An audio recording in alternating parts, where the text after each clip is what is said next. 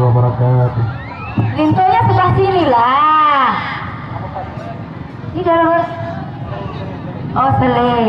Terima kasih kepada seluruh tamu undangan. Harap kita siap semua. Karena pada hajat karena udah semua. Yo. Betul.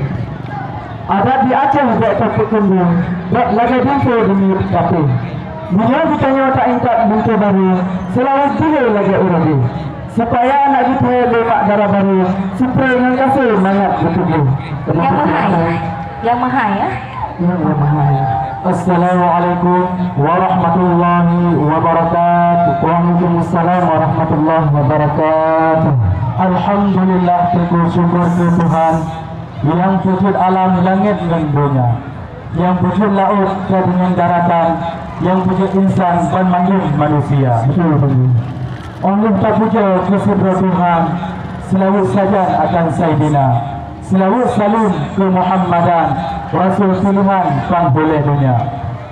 Dengan bismillah dalam dan pun nilai awal pun kamu jamu yang baru kita dengan ucapan Assalamualaikum ke Bandung Syedaraun yang kata uronyo pada tempat gereja. Waalaikumsalam warahmatullahi wabarakatuh. Salam mulia yang cinta dihun ke kecil kampung yang umum yang alam desa Bandung Tuhatut dan Tuhan Kampung kepala dusun kedua pemuda. Terima kasih. Laut bantayan tengku di musuh barat, gelombang rehat tsunami berosa. Kamu di timur tengku sinuang di barat, yang menyuarakan adat tulisan sama. Betul, beda. Sibuk-sibuk sikon kamu alamat tempat, kena mau berangkat dan sambung saudara. Ingat itu kalian itu baru. Sini gantung dulu, kita mau tengok kalian. Kobra gantung. Yoki Bang Aziz selaku itu baru yang kamu jahit. Jak betul hajat urungnya dua. Cuma betul kena nyopi katelak. Kan istirahat lah menyudang di luar. Rauf kan untuk kamu hati yang melawat.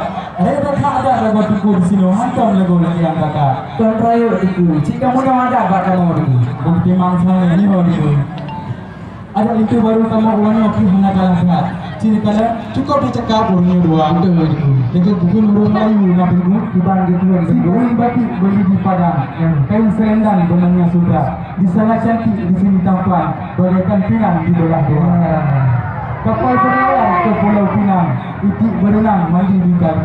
Sudahlah lama mereka tunangan, baru sekarang menjadi suami istri. Jalanlah jalan kami kemari, jalannya sundi, rumahnya rapat. Memang dia hanum sudah dari tadi menanti. Abang Aziz untuk malam ini datangnya terlambat. Itu dia dan budak-budak tadi. Dia datang